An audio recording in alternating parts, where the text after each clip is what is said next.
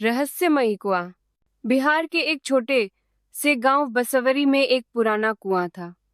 कहते हैं कि उस कुएं का पानी कभी सूखता नहीं था। गर्मी हो या बरसात, उसमें हमेशा पानी भरा रहता। गांव के लोग उसे जीवन कुआं कहते थे। लेकिन धीरे धीरे उस कुएं से जुड़ी अजीब घटनाएं होने लगीं। गांव के बुजुर्ग बताते थे कि इस कुएं से रात के समय अजीब आवाजें आती हैं, कभी किसी के रोने की, कभी हंसने की। कई लोग मानते थे कि उस कुएं में किसी आत्मा का वास है। पहला रहस्य। गांव का लड़का राकेश, जो बहुत जिज्ञासु स्वभाव का था, इन बातों को अंधविश्वास मानता था। उसने ठान लिया कि वह इस रहस्य को सुलझाकर रहेगा।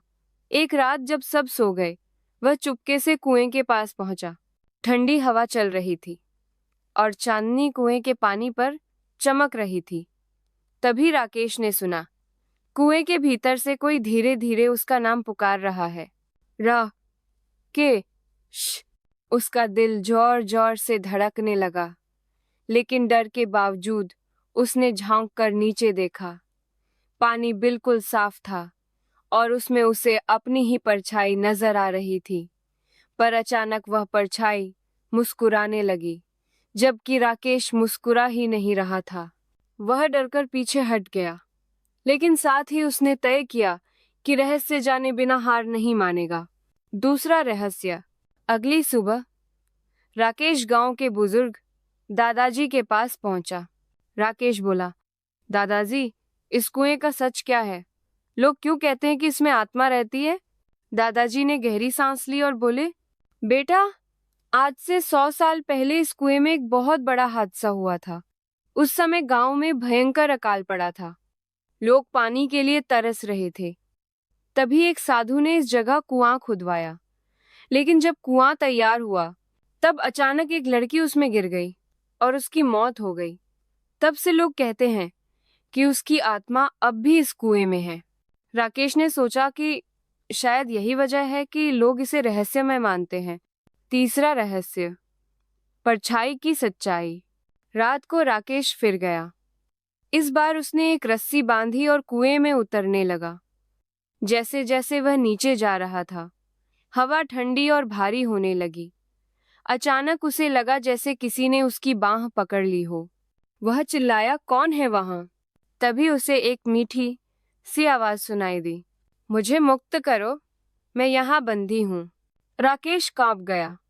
उसने देखा कि पानी की सतह पर वही लड़की की आकृति दिखाई दे रही थी, जो मुस्कुरा रही थी।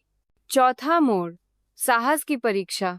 अब राकेश के सामने सबसे बड़ा सवाल था, क्या यह सचमुच आत्मा है या सिर्फ उसका भ्रम?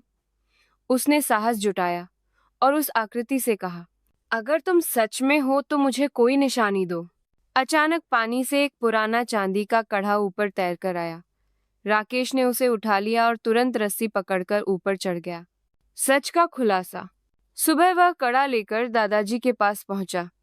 दादाजी ने देखते ही पहचान लिया, ये तो वही लड़की का है जो 100 साल पहले कुएं में गिरी थी। उसका नाम गौरी था। अब गांव में हलचल मच गई। सब लोग कुएं के पास इकट्ठा हुए। पंडित जी ने विशेष पूजा और हवन करवाया। कई घंटे तक मंत्रोच्चारण चला। अंत में जब हवन की अग्नि बुझी, तो कुएं से एक हल्की सी हौंसी की आवाज आई और पानी में उठती लहरें शांत हो गईं। रहस्य का अंत। उसके बाद से कुएं से कोई अजीब आवाज नहीं आई। लोग मानने लगे कि गौरी की आत्मा अब मुक्त हो चुकी है। गांव वालों ने कुएं के पास एक छोटा सा मंदिर बना दिया और वहां जीवन कुआं की पूजा शुरू कर दी। राकेश अब गांव का नायक बन चुका था। उसने सबको यह सबक दिया, डर पर विजय पाने के लिए साहस और सत्य की तलाश सबसे जरूरी है। सीख।